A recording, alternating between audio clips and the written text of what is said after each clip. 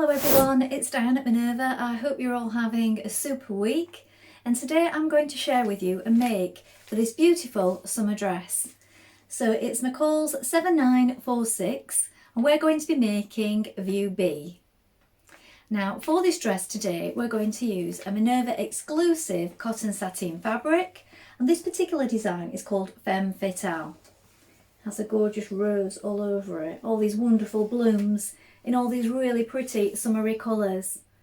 It's going to make a gorgeous dress, and should you wish to sew along with me, we need to wash and prepare that fabric before we get started, and this will ensure that any shrinkage, and it will only be a small amount, but it will occur now and not later on when you've made your beautiful garment. When you've done that, we're going to take a tape measure, check your sizing with the back of the packet, and then we're ready to go and cut our pattern pieces together. So let's go and do that now. So here are our pattern pieces. So here we have the front piece for our dress. You're going to cut one piece on the fold, and the fold is here. Make a note of your markings, your circles and your notches, and also the placement lines for the casing. Here is your back piece. For A, B, C and D, again, you're going to cut one piece on the fold. The fold line is here. Note your placement line for casings again, and also your markings. Here we have your sleeve piece for B and C. You're going to cut two pieces, cut them as a pair. Make a note of your markings. The straight grain is this way, and also make a note of the fold line here for B. Then we have these pieces which are guides for the elastic. And it tells you on each one how many you'll be cutting. So we've got pieces 8, 9, 4 and 5. So cut the required ones for your pattern. So these are the ones that we need for view B. So now you're ready to begin making your dress. So first of all, you want to wind half of your thread onto your machine spool, and then check your machine needle is sharp. So I'm using a universal size 8 today. Change this over, and then when you've done so, if you're also going to be using an overlocker, you might want to change up your threads to the appropriate colour on this as well. Now our first job is to sew our front and our back pieces together at the side seams. So let's do that now. Now pin your front and back of your dress pieces together down the sides like this, making sure that you match the notches at the sides and also the casing placement areas here.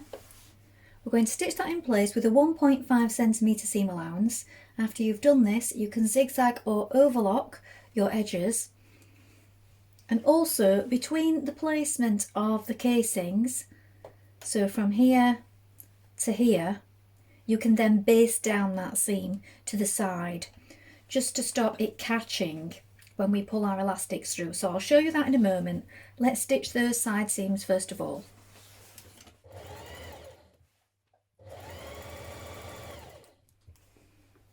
So here at my side seams, I've opened it out like this, and I've changed to a long stitch, and I'm just going to stitch down on the inside, just above and then just below where the casing markings are. And this is so that when we thread our elastic through, when we have our casing in place, it doesn't catch behind this seam here, because when you're threading your elastic through, that can sometimes happen. You'll get part of the way around and then your elastic will get stuck there. So if you tack it down beforehand, this will save that happening.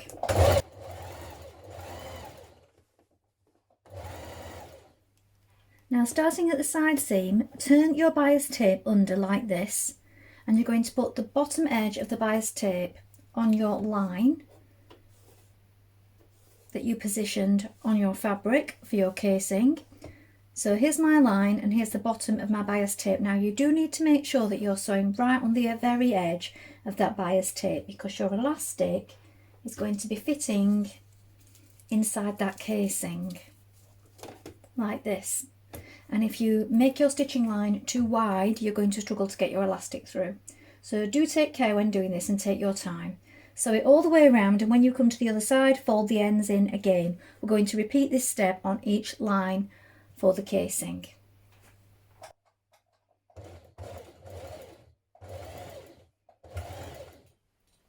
Now you're going to take each of your sleeve pieces and we're going to reinforce around this corner here where we have our little circles.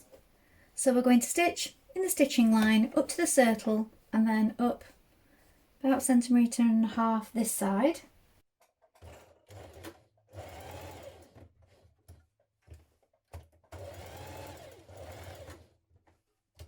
We're going to do that on each sleeve. You can also snip towards your circle like this. Now you're going to take your bias tape and you're going to match it to the upper edge of your sleeve curve between the circles here and here. So what you need to do is open it up on one side and press it flat. And press it so that it matches your curve. Then with right sides facing, right sides together, you're going to pin it around that curve so that the folded edge here, the edge that you've left folded, is in line with your seam line.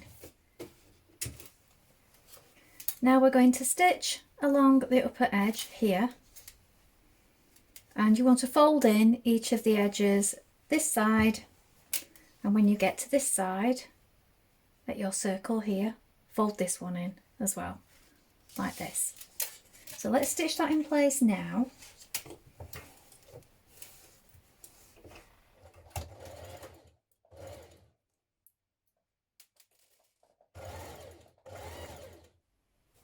Now turn the binding to the wrong side of the fabric and we're going to stitch on the fold, and this is creating our casing in the upper sleeve.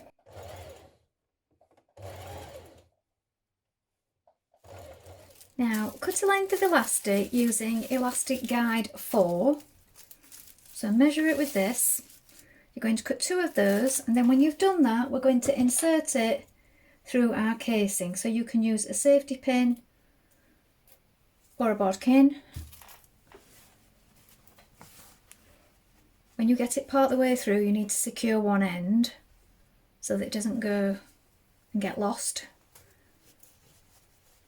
And then we're going to secure those ends. So the ends extend 1.5 centimetres, so pin them when you arrive at them. Do the same at the other end. Now stitch across the ends of your elastic. Now we're going to stitch our sleeve seams.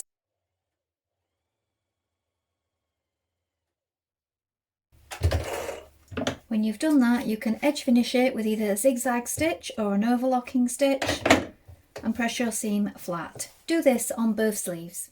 Now at the bottom of your sleeve, turn up the raw edge to the fold line and turn in 6mm under so that it forms your casing at the bottom of the sleeve like this. We're going to stitch around the bottom of the sleeve, but you need to leave an opening here at the underarm seam so that we can insert our elastic. Now cut 2 lengths of elastic that match Elastic Guide 5. Then when you've done that, we're going to insert them into our casing. You can use a safety pin or a bodkin, and when you arrive at the raw edge, you want to make sure that you pin it down so that it doesn't disappear through your hole completely. Then we're going to secure both ends and close up our hole. Now pin your sleeves to the armhole points, matching the notches and the side seams, and we're going to stitch this in place. So use a long stitch.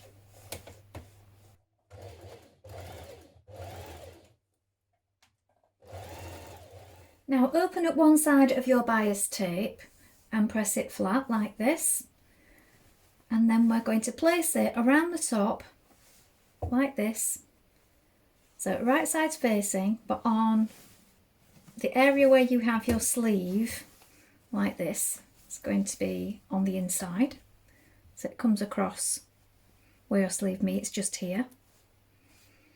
Starting from the underarm point, we're going to stitch all the way around within the seam line.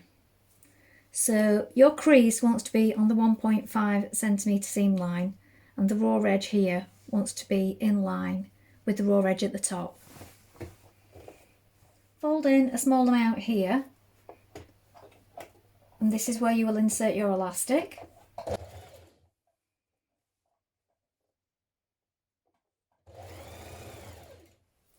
Now turn your bias tape to the inside and stitch along the folded edge to create your casing.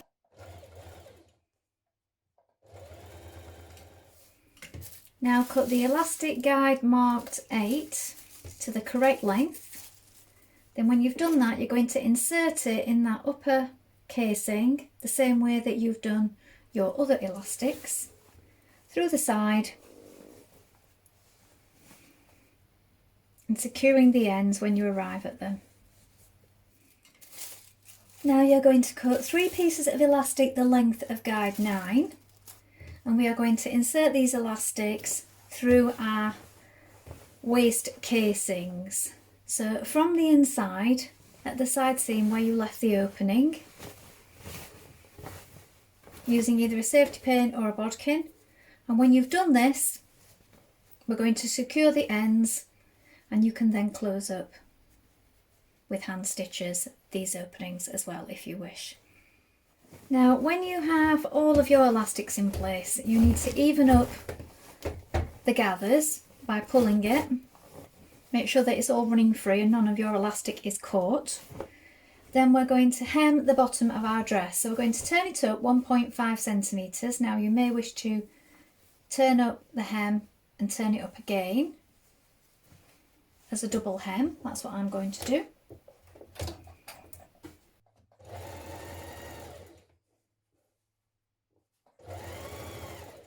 So here is the finished dress. Well, I hope you've enjoyed sewing along with me. Please let us know if you've made this pattern before, and also remember to include any photographs. We love to see what you've been up to. There's a really lovely selection of options for this dress. You can make it with the long sleeves and the ruffles. You can add straps, a frill, and you can also make it completely sleeveless. So I look forward to seeing all the different variations on this pattern. Remember to take a look at the Minerva Craft Club to get 10% off all your orders for a whole year. And of course, like and follow Minerva to get more video content like this every week. Well, that's all from me for today, but I hope to be back soon with another sew along for you. If you like what I'm wearing today, this is another Minerva exclusive. I will include it in the description below. Thank you so much for watching. Bye for now.